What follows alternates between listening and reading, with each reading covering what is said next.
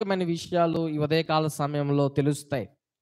పరిశుద్ధ గ్రంథములో మత్తయి సువార్త 21వ అధ్యాయము 2, 3 వచనాల్లో ప్రభువు ఇలాగ మాట్లాడుతూ ఉన్నాడు. మత్తయి సువార్త 21వ అధ్యాయము 2, 3 వచనాలు దయచేసి చదువుతారా?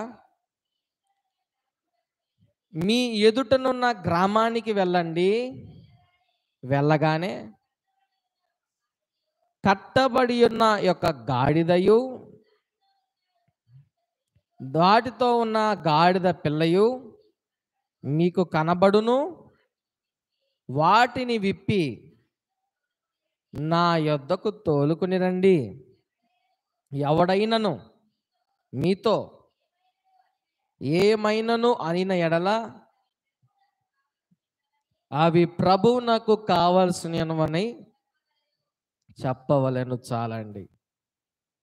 ఇక్కడ యేసయ్య శిష్యులతో మాట్లాడుతూ ఉన్నాడు. అందరితో కాదు, ఇద్దరిని పిలిచి ఆయన ఏం చెప్పాడంటే, నేను చెప్పే ఆ ప్రాంతం నాకు మీరు వెళ్ళండి. అక్కడ కట్టబడి ఉన్న ఒక గాడిద ఉంటుంది, దానితో పాటు గాడిద పిల్ల ఉంటుంది. వాటికి కట్లు విప్పండి.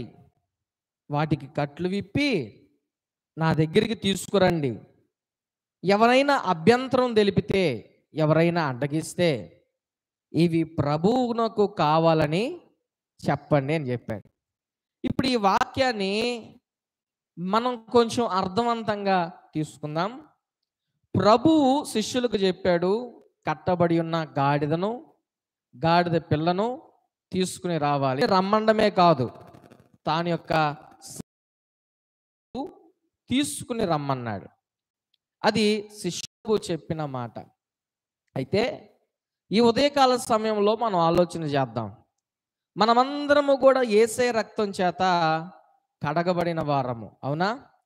ఏదొక కారణము చేత మనము రక్షణ పొంది ప్రభు దగ్గరికి మనము చేర్చబడ్డాం.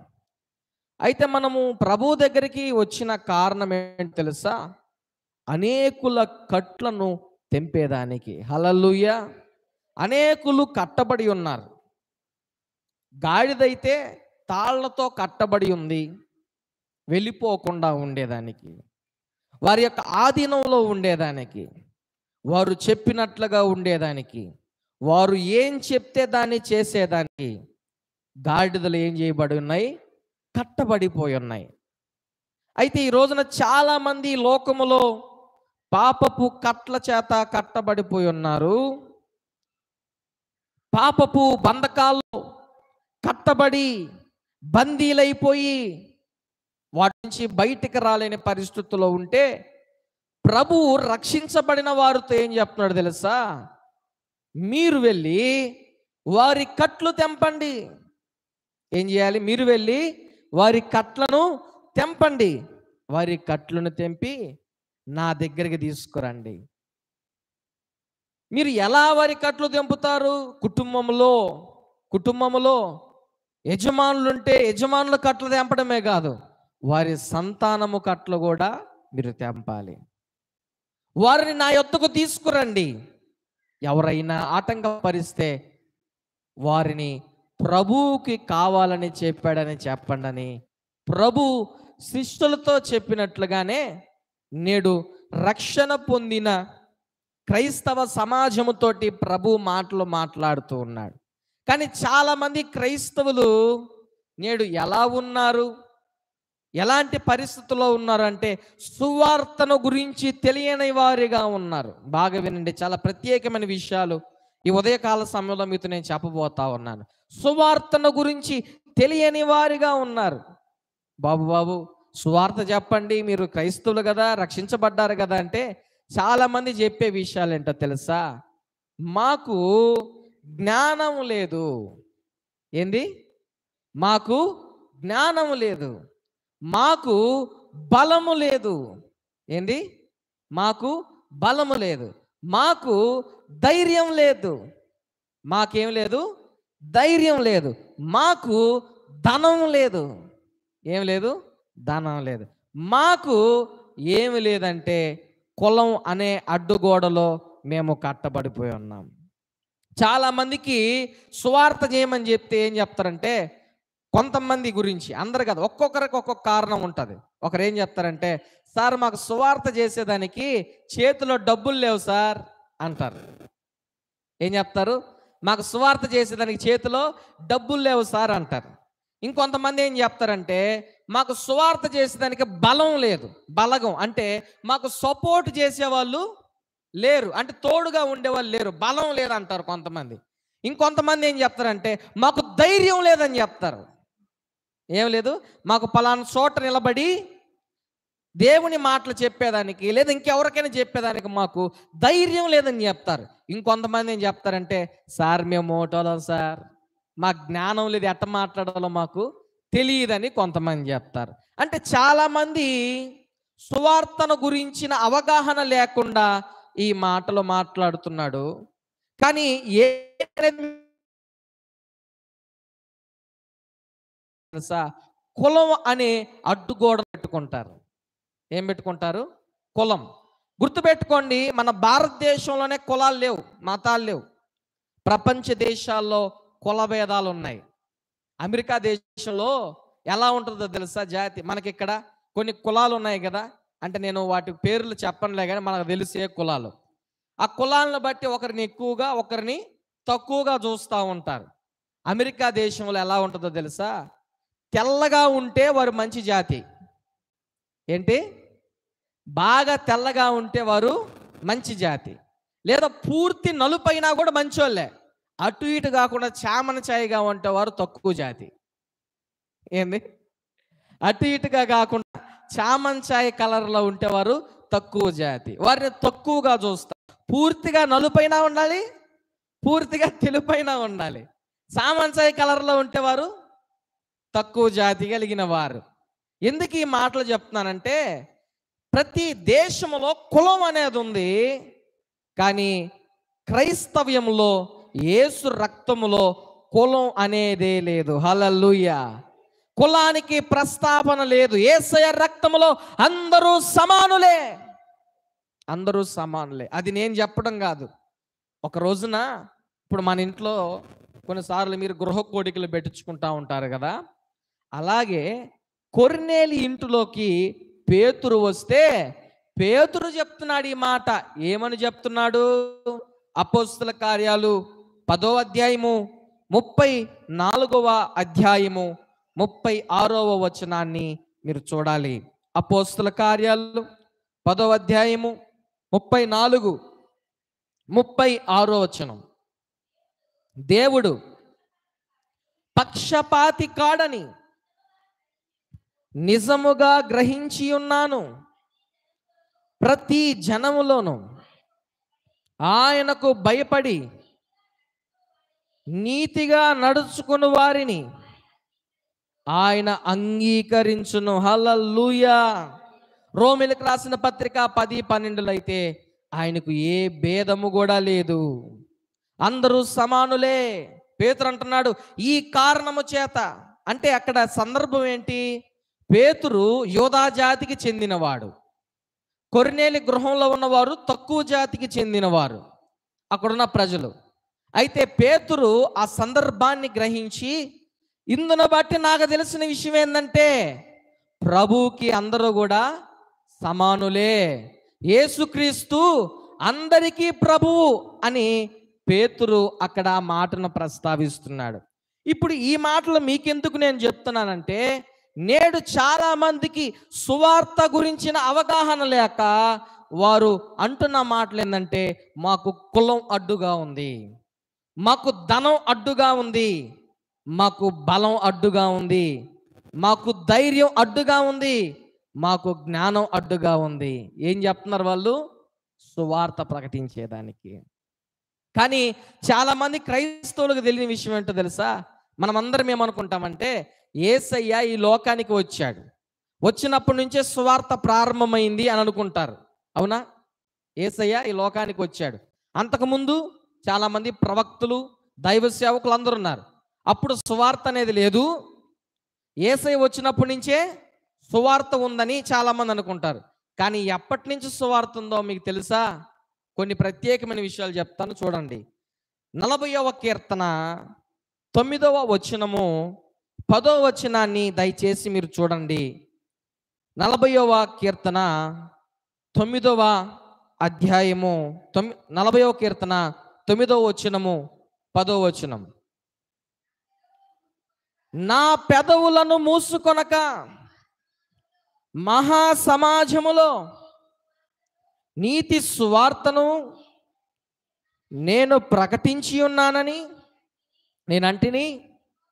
యెహోవా, అది నీకు తెలిసే ఉన్నది.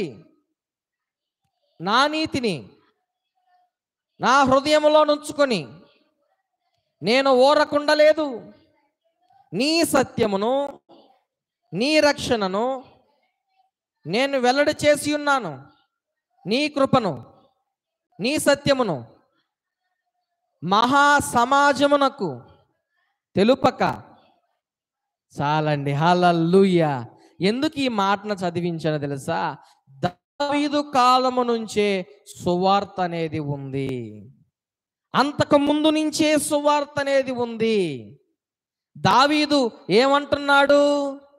నీ సువార్తను ప్రకటించకుండా నా పెదవులను నేను మూసుకొనలేదు. నీ సత్యాన్ని నీ నీతిని ప్రకటించకుండా నేను ఊరకనలేదు. సమాజ మందిరాల్లో ప్రకటిస్తున్నాడంట. ఎక్కడ? సమాజ మందిరాల్లో ప్రకటిస్తున్నాడంట. అలాగే మహా సమాజములో ప్రజల ఎదుట ప్రకటిస్తున్నాడంట. దేని గురించి ప్రకటిస్తున్నాడు? ఆయన నీతిని గురించి, ఆయన సత్యాన్ని గురించి, ఆయన రక్షణ గురించి, ఆయన కృపను గురించి ప్రకటిస్తున్నాడు దావీదు. ఈ రోజున చాలామంది ఎలాంటి పరిస్థితుల్లో ఉన్నారో తెలుసా? మేము సువార్త ప్రకటించేదానికి జ్ఞానము లేని వారిమి, బలము లేని వారిమి, ధైర్యము లేని వారిమి, బలగము లేని వారిమి, జ్ఞానము లేని వారిని అనుకుంటున్నారు. కానీ మీకు అందరికీ తెలియాల్సిన విషయం ఏంటంటే, సువార్త అనేది మీరు అనుకుంటారు నోటి మాటలతో మాత్రమే ప్రకటించాలేమో అని. ఏంది? సువార్త అంటే నోటి మాటల ద్వారానే ప్రకటించాలేమో అని. కానీ సువార్త ఎలా ప్రకటించవచ్చో తెలుసా? నోటి మాటలతో సువార్త ప్రకటించవచ్చు ఒకటి. రెండవదిగా క్రియలతో సువార్త ప్రకటించవచ్చు. ఎలాగా? క్రియలు అనగా మనం పని చేయడం ద్వారా, సహాయం చేయడం ద్వారా, ఆదుకోవడం ద్వారా సువార్త ప్రకటించవచ్చు. రెండవది. మూడవదిగా ప్రేమతో ప్రేమించి సువార్త ప్రకటించవచ్చు. ఎలాగా?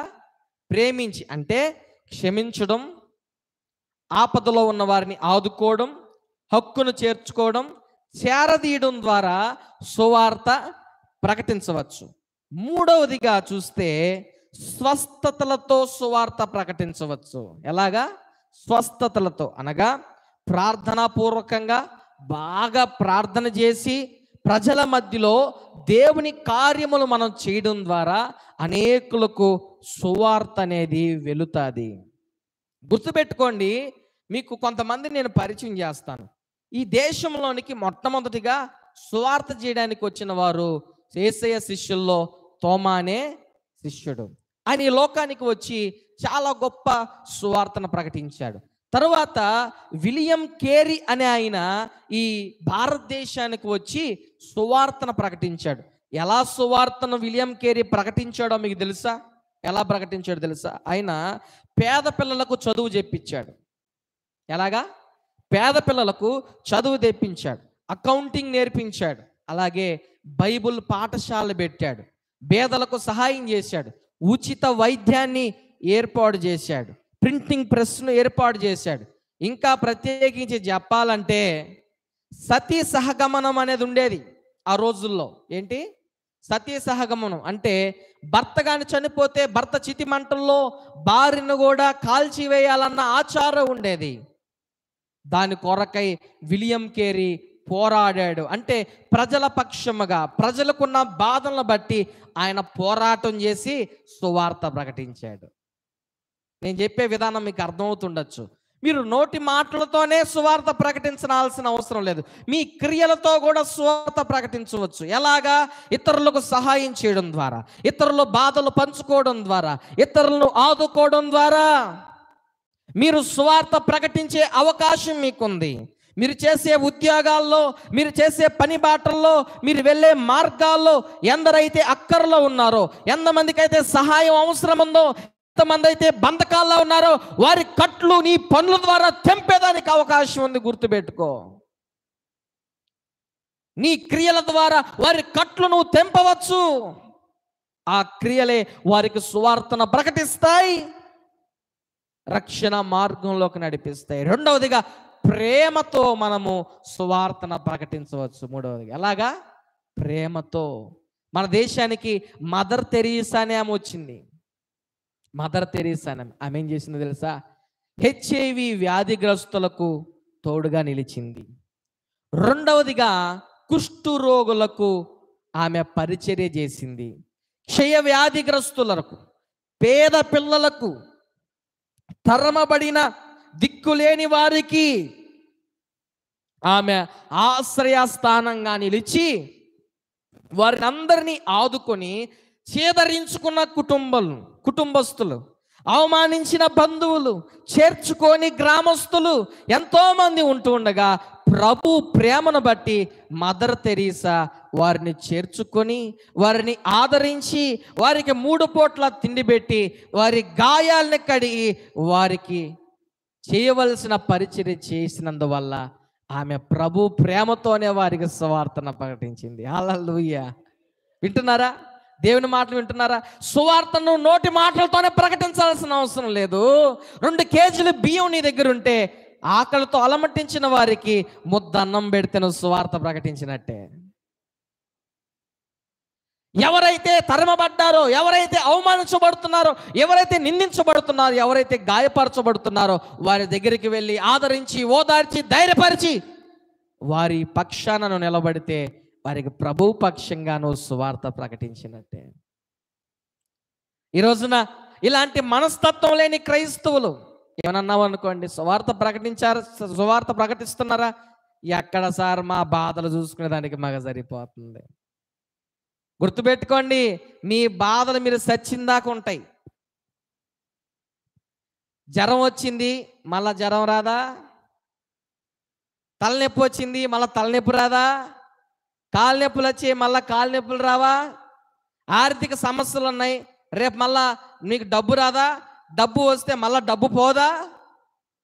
జీవితాంతం మీకు సమస్యలు వస్తూనే ఉంటాయి. ఎస్తేరమ్మ గారు అప్పుడప్పుడు ఫోన్ చేస్తుంటారు, సార్ ఇప్పుడు బాగుందంటారు, మళ్ళీ కొన్ని రోజుల తర్వాత షుగర్ పెరిగింది సార్ ప్రార్థన చేయండి అంటారు.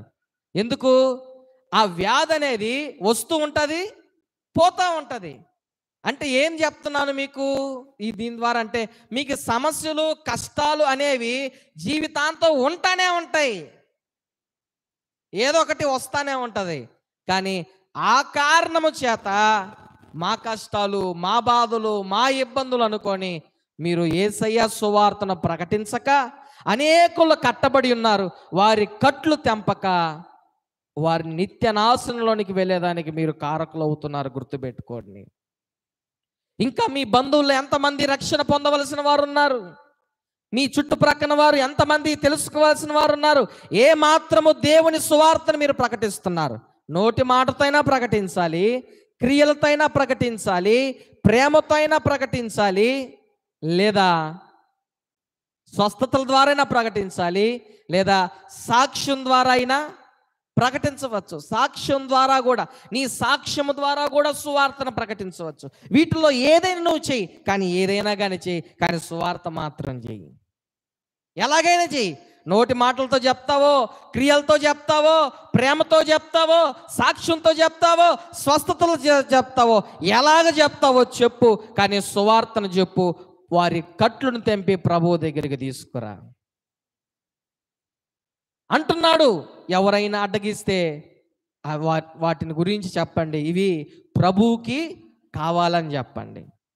ఈ రోజున ప్రభువుకి కావాలని అనేకులు రక్షణ లేని స్థితిలో ఉన్నారు. చాలామంది రక్షణ లేని స్థితిలో ఉన్నారు. వారందరినీ ప్రభు కోరుకుంటూ ఉన్నాడు. ఈ రోజున చాలామంది పరిస్థితులు ఎలా ఉన్నాయంటే సువార్త స్థితులు. యెషయా గ్రంథంలో, యెహోవా దేవుడి గ్రంథం 40వ అధ్యాయము 9వ వచనాన్ని దయచేసి మీరు చూడాలి. యెషయా గ్రంథం 40వ అధ్యాయము 9వ వచనం దయచేసి చదవండి. యెషయా గ్రంథం 40వ అధ్యాయము 9వ వచనము. సియోను సువార్త ప్రకటించుచున్నదానా, ఉన్నత పర్వతాన్ని ఎక్కు. యెరూషలేమా సువార్త ప్రకటించుచున్నదానా, బలముగా ప్రకటించు, భయపడక ప్రకటించు. ఇక్కడ దేవుడు మాట్లాడుతున్న ప్రజలతో, సియోనుకు సువార్త ప్రకటించే వారలారా ఉన్నత పర్వతాన్ని ఎక్కండి. అంటే అర్థం ఏంటో తెలుసా? ఉన్నత పర్వతమును ఎక్కమంటే ఆ ఉన్నత పర్వతమునకు ఎక్కిన తర్వాత ఆ సందేశం ప్రజలందరికీ కూడా వినిపించాలి, చేరాలని అర్థం. అంటే మీరు చెప్పే సువార్త అనేకులకు తెలియాలి. ఉన్నత పర్వతమును ఎక్కితే అంట శిఖరాలపై ప్రకటించే స్వరం చక్కగా వినబడుతుందంట. ఎట్లాగా? చక్కగా. అందుకని ప్రకటించే వారికి చెప్తున్నాడు, సియోనుకు సువార్త ప్రకటించే వారులారా ఉన్నత పర్వతాన్ని ఎక్కండి. ఉన్నత పర్వతాన్ని ఎక్కి సువార్తను ప్రకటించండి. దేవుని సువార్తను ప్రకటించేవారు, దేవుని సువార్త మార్గంలో నిలిచేవారు ఎవరైతే ఉంటారో, దాగుకొని చీకటిలో ప్రకటించడం కాదు, 4 గోడల మధ్య ప్రకటించడం కాదు, దేవుని నామాన్ని గణపరిచే వారముగా, దేవుని సువార్తను చాటే వారముగా ఉన్నత పర్వతానికి ప్రకటించాలి. అందుకే కింద వచ్చిన మాటల్లో ఏం చెప్తున్నాడో తెలుసా? యెరూషలేముకు సువార్త ప్రకటించే వారులారా బలముగా ప్రకటించండి. ఎలా?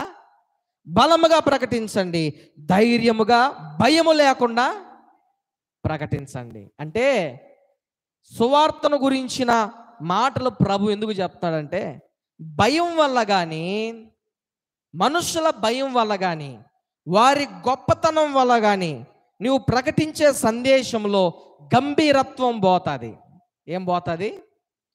భయపడి నువ్వు సువార్త చెప్తూ ఉంటే, భయపడుతూ చెప్తూ ఉంటే, నువ్వు చెప్తూ ఉండగా నీలో ఉన్న గంభీరత్వం పోతుంది.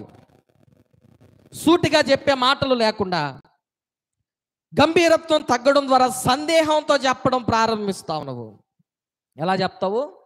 సందేహం. ఎందుకు సందేహం వస్తుంది నీకు? మనుషుల భయం వల్ల, వారి యొక్క స్థితి ద్వారా, వారి యొక్క గొప్పతనం ద్వారా చాలా మందికి సువార్త ప్రకటించేటప్పుడు ఏర్పడుతుంది. అయితే ప్రభు అంటున్నారు, మీరు బలముగా ప్రకటించాలి, భయం లేకుండా ప్రకటించాలి. ఈ మాటలు వింటున్నా నా ప్రియ సంగమా, ప్రభు మీతో మాట్లాడుతున్నాడు. శిష్యులకు చెప్పాడు, నేను వెళ్ళమన్న చోటికి వెళ్ళి కట్టబడి ఉన్న ఆ గాడిదను, ఆ గాడిద పిల్ల కట్లు తెంపి నా యొద్దకు తీసుకురండి. ఈరోజున ఆమలూరు సంఘంలో ఉన్న విశ్వాసులకు చెప్తున్నాడు ప్రభు, నీ బంధువుల్లో కట్టబడి ఉన్నవారు ఉన్నారు, నీ స్నేహితుల్లో కట్టబడి వారు ఉన్నారు, నీ గ్రామంలో కట్టబడిన వారు ఉన్నారు. నీ నోటి మాటలతో వారి కట్లు తెంపుతావో, నీ క్రియలతో వారి కట్లు తెంపుతావో, నీ ప్రేమతో వారి కట్లు తెంపుతావో, నీ సాక్ష్యముతో వారి కట్లు తెంపుతావో, ఎలా తెంపుతావో అట్లయితే తెంపు. ప్రభువుకు వారు కావాలి, ప్రభువుకు వారు కావాలి. నీవు మాత్రమే కాదు, నీ కుటుంబంలో ఉన్నవారు ప్రభువుకు కావాలి. నీవు మాత్రమే కాదు, నీ బంధువులు ప్రభువుకు కావాలి, నీ గ్రామంలో ఉన్నవారు ప్రభువుకు కావాలి. ఎందుకో తెలుసా? వారు నశించుకోకుండా ఉండేదానికి, రక్షణ మార్గములో వారు నిలబడేదానికి ప్రభువుకి వారు కావాలి. ఈ రోజున చాలా మంది ఇవేమీ తెలియకుండా, ఏం తెలియకుండా, సువార్తన గురించి అవగాహన లేకుండా, సార్ మాకు బలం లేదు సార్, మాకు జ్ఞానం లేదు సార్, మాకు ధైర్యం లేదు సార్, మాకు కులం అడ్డుగా ఉంది సార్, అందుకని మేము ఏం చేయలేము, సువార్త ప్రకటించలేము. నేను కొత్తగా సేవలోకి వచ్చినప్పుడు నేను కూడా సువార్త ప్రకటించేదానికి అనుకుంటూ ఉండేవాడిని. నాకు గాను ఒక ఆటో గానుంటే మా చర్చికి ఆటోలో మా విశ్వాసులు నేర్చుకొని ఒక్కొక్క గ్రామంలో సువార్త చేయొచ్చు, తిరగొచ్చు అనుకున్నా. అప్పుడు నాతో అనుకోకుండా నాకు తెలిసిన వ్యక్తి ఒక అన్న నాకు ఫోన్ చేసి, ఆయనతో మాట్లాడుతూ ఉన్నాను. మాట్లాడుతున్న మాటల్లో సువార్తను గురించిన ప్రస్తావన వస్తే ఆలోచన చేస్తున్నావు, కానీ ప్రభు నీకు బైక్ ఇచ్చాడు కదా, ఇచ్చిన దానితో నువ్వు సువార్త చేయడం చాలా గొప్పతనం. ఆలస్యం చేయకూడదు. ఆలస్యం చేస్తే నీకు ప్రభు కార్యాలు తెలియవు. ఆలస్యం చేయకుండా నీ పనిని జరిగించు అన్నప్పుడు ఆ తర్వాత నిజమే కదా, ఆటో ఎప్పుడుకి వస్తుందో రాదో వస్తుందో తెలియదు, అప్పటి వరకు నేను సువార్త చేయకుండా ఉంటే తప్పు కదా అని చెప్పి నా బైక్లో నేను పెట్రోల్ పోయించుకొని ప్రతి ఆదివారం మా చర్చిలో ఎంతమంది యవనస్తులు ఉంటారో వారి బైక్లో కూడా నేను పెట్రోల్ పోయించి ప్రతి ఆదివారము 3 ఊర్లను తిరిగి సువార్త చేసేవాళ్ళమి. అలాగా అల్లూరు మండలం అంతా కూడా సువార్త ప్రకటించాం. 3 సంవత్సరాలు నిర్విరామంగా ప్రతి ఆదివారం సాయంత్రము మా విశ్వాసులను యవనస్తులు తీసుకువెళ్ళేది, ఒక్కొక్క గ్రామంలో సువార్త ప్రకటించేది, సాక్ష్యం చెప్పించేది. ఇప్పటికీ కూడా నా ఫేస్బుక్లో లైవ్లు అలాగే స్టోర్ చేయబడ్డాయి. ఒక్కొక్క గ్రామంలోకి వెళ్ళి నేను సువార్త ప్రకటిస్తూ ఉంటే అనేకులు, వేల మంది ప్రజలు ఆ సువార్తను వింటూ అనేకులు నాకు ఫోన్ చేసి ప్రార్థన చేయించుకునేవారు. అంటే ఎందుకు ఈ మాట చెప్తున్నానంటే, నీకు బలం లేదనో, బలగం లేదనో, ధైర్యం లేదనో, ధనం లేదనో, జ్ఞానం లేదనో సువార్త చెప్పడం ఆపద్దు.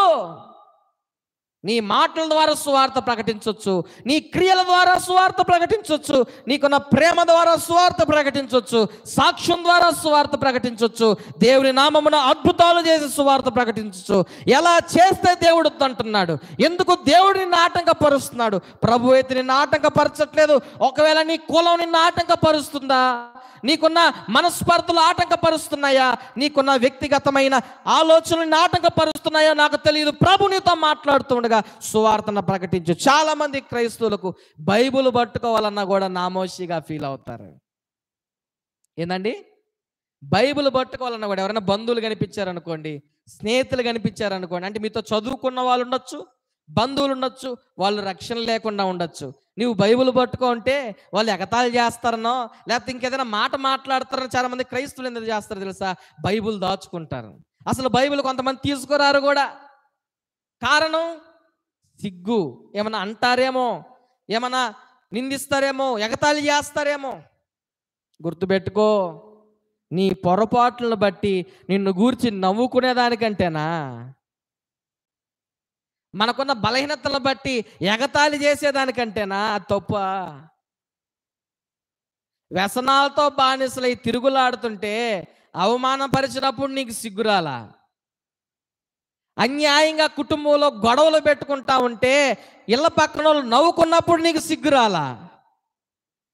పక్కన వాళ్ళతో ఊరుకోరకనే గొడవలు పెట్టుకుంటా ఉంటే 10 మంది నిన్ను తిట్టుకుంటా ఉన్నప్పుడు సిగ్గురాలా? బైబిల్ పట్టుకుంటే సిగ్గు వచ్చిందా? సిగ్గులేని పనులన్నీ చేసి సిగ్గు లేకుండా తిరిగి బైబిల్ పట్టుకొని, నీతి కలిగిన బైబిల్ పట్టుకోవాలంటే సిగ్గుపడుతున్న క్రైస్తవులు చాలా మంది ఉన్నారు నేటి దినాల్లో. ఎంత బాధాకరం కదా! ఎలా వద్దన్నాడు దేవుడు నిన్ను? ఎందుకు రక్షించాడు ప్రభు? ఎందుకు నీ కొరకైన రక్తం గార్చాడు? ఆయన మందిరానికి వచ్చేదానికి మాత్రమే కాదు, నీవు ప్రకటించే సువార్త ద్వారా అనేకుల కట్లు తెంపాలని. హల్లెలూయా! ప్రభువుకి వారు కావాలి. ఎవరు కావాలి? ప్రభువుకి వారు కావాలి. నీవు కావాలి, నీ స్నేహితులు కావాలి, నీ కుటుంబస్తులు కావాలి, నీ బంధువులు కావాలి, అందరూ కావాలి ప్రభువుకి. ఎవరు వద్దు ప్రభువుకి? అందరూ కావాలి. ప్రభువుకి కావాల్సినది నీవు, నీ కుటుంబము, నీ స్నేహితులు అందరూ ప్రభువుకి కావాలి. ఒకవేళ నువ్వు సువార్త ప్రకటించిన తర్వాత ఒకవేళ వారు మారకపోయినా, వినకపోయినా నీ తప్పు లేదు. ప్రభువు చెప్పినవి ఏదేమైనా నువ్వు చేసావు, అందుకు ప్రతిఫలం నీకు ఉంటుంది. రక్షించబడింది, రక్షించబడకపోయింది వారి యొక్క వ్యక్తిగత సమస్యది. కానీ నువ్వైతే చేస్తున్నావా, చేయట్లేదు, ఈ యొక్క మాట నువ్వు ఆలోచించి, నీ హృదయంతో ఒకసారి నువ్వు ఆలోచించి. నువ్వు ఉద్యోగం చేసే దగ్గర సువార్త ప్రకటిస్తున్నావా? భోజనం లేని వారికి భోజనం పెట్టి సువార్త ప్రకటిస్తున్నావా? ఆపదలో ఉన్న వారిని ఆదుకుని సువార్త ప్రకటిస్తున్నావా? ప్రేమతో సువార్త ప్రకటిస్తున్నావా? ఇన్ని రోజులు నీ స్నేహితునికి నువ్వు సువార్త ప్రకటించావా? ఒక్క మాట చెప్పి నేను ముగించేస్తాను. నేను ఇంటర్మీడియట్ చదువుకుంటున్న రోజుల్లో నాకు యోస్ కాలేజీలో చదివాను నెల్లూరులో. అయితే ఆ సమయంలో వాడు నాతో మాట్లాడుతూ ఒక రోజున వారు పూజిస్తున్న దేవుని గురించి నాతో చెప్పాడు. చెప్పి బాగా చెప్పినంత వరకు నాకు బలు వెలగలేదు, కానీ అంతా చెప్పి చివరిలో ఒక మాట అన్నాడు. నేను ఎందుకు చెప్తున్నానో తెలుసా నీకు, ఇవి నేను చెప్పకపోతే అల్లా మాకు ఆయన రాజ్యంలో చోటు ఇవ్వడు అన్నాడు. నాకు ఒక్కసారి గుండె పగిలిపోయింది ఆ మాట వాడు చెప్పంగానే. ఆ మాట అనగానే గుండె పగిలిపోయింది. ఒరే, క్రైస్తవున్నయ్యుండి ఒక పాస్టర్ కొడుకునయ్యుండి నేను చెప్పలేకపోయానే. నా స్నేహితుడు ముస్లిం అయ్యుండి వాడు తన గ్రంథాన్ని గురించి చెప్పి వాడు అంటున్నాడు, ఇది కానీ చెప్పకపోతే అల్లా తన రాజ్యంలో మాకు చోటు ఇవ్వడని చెప్తే నాకు నిజంగా చాలా బాధ కలిగింది. ఆ మాటకి వాడు చెప్పినందుకు బాధ కలగలేదు. వాడికున్న ఆ ఉద్దేశం ఏదైతే ఉందో, ఏదైతే వారు మసీదులోకి వెళ్ళి నేర్చుకుంటున్నారో, వాడు చేసిన దాన్ని బట్టి నిజంగా నాకు అవమానం అయిపోయింది. నేను చెప్పలేకపోయానే, నా స్నేహితుడు నాకు చెప్పాడే, నేను చెప్పలేకపోయానే. అడుగుంటారేమో, ఒక్కరికైనా నీ స్నేహితుడికి చెప్పావా అని చెప్పి వాళ్ళు మసీదులు అడుగుంటారేమో. చర్చిలు ఎన్నిసార్లు అడుగుతుంటాడు పాస్టర్. అంతే, మనకు బాదు, మన బాధలకి బాదు, మన కష్టాలకు బాదు. కొంతమంది చేపలు నూరతా కూడా ఏడుస్తూ ఉంటారు, ఏందో మా బాధలు కష్టాలు ఏడుపులని. ఒక పక్క చేపలు తింటుంటారు, ఇంక వండుకొని తినడమే ఆలస్యం. చికెన్ వండుకుంటుంటారు, మటన్ వండుకుంటుంటారు, అయినా కూడా ఏడుస్తుంటారు. మా ఇంటి పక్కన ఒక ఉంది, రోజు వండుతానే ఉంటుంది ఏదో ఒకటి. నా బాధ ఏందో, నా కష్టం ఏందని చెప్పి ఏడుస్తూ ఉంటుంది. ఏడుస్తా అన్నం తినకుండా అయితే లేదు, చేపలు తినకుండా అయితే లేదు, మటన్ తినకుండా అయితే లేదు, అన్నీ తింటుంది, ఏడుస్తుంది. కానీ సువార్త మాత్రం ప్రకటించేదిలే. ఎట్ట ప్రకటిస్తావు నువ్వు?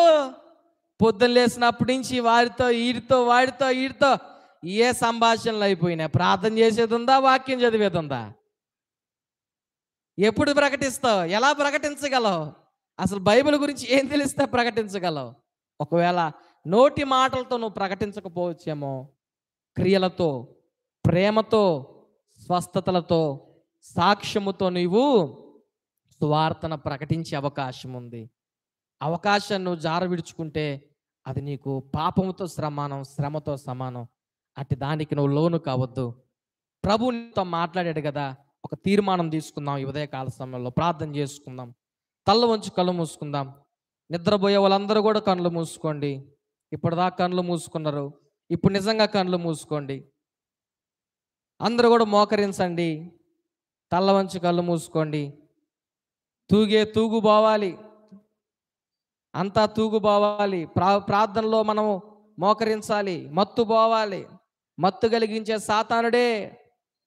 నా ప్రియ సంగమా, ప్రభునితో మాట్లాడుతూ ఉండగా ఒకసారి ఆలోచన చేయి. ప్రభునితో మాట్లాడుతూ ఉండగా ఒక తీర్మానం తీసుకో, ఒక నిశ్చయతలోకి రా. నువ్వు సువార్త ప్రకటించలేకపోతున్నావా? అయ్యో, ఎంత శ్రమలలో నువ్వు ఉన్నావు, ఎంత బంధకాల్లో నువ్వు ఉన్నావు. అసలు నువ్వే కట్టబడిపోయినావేమో. మొదట నీకే ఆ కట్లు తెంపాలేమో ప్రభు. ఒకవేళ నీ కట్లు తెంపబడాలంటే ప్రభు దగ్గరికి రా, అడుగు. అయ్యా, నా కట్లు తెంపు, నేను అనేకుల కట్లు తెంపుతాను. కొన్న బలహీనతలు తెంపేయి, నేను అనేకుల బలహీనతలు తెంపుతాను. నేను ఒక నిశ్చయతలోకి రా, ప్రభు నీకు సహాయం చేస్తారు. యేసయ్యా నీకు వందనాలు తండ్రి.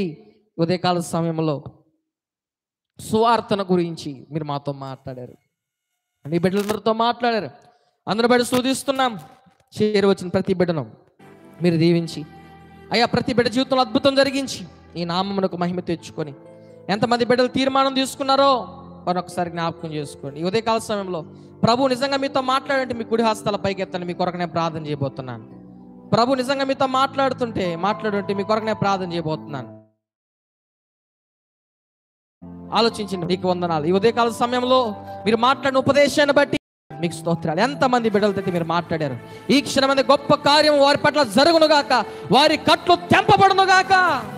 అనేకుల కట్లు తెంపుటకై వారికి కృపణ దయచేసి, బలము దయచేసి, శక్తిని దయచేయమని ప్రార్థన చేస్తూ, ఈరోజు రాలేకపోయిన వారికి మరొక సమయం దయచేసి, వచ్చిన ప్రతి బిడ్డను దీవించి ఆశీర్వదించి దీవెనకరంగా మార్చి ఈ రాజ్య వ్యాప్తి కొరకు మేమందరం కూడా ప్రయాసపడి ఆ ప్రకారముగా ముందుకు కొనసాగే కృప, అభిషేకాన్ని మీరు మాకు దయచేయమని యేసు నామమున ప్రార్థిస్తూ ఉన్నాను తండ్రి.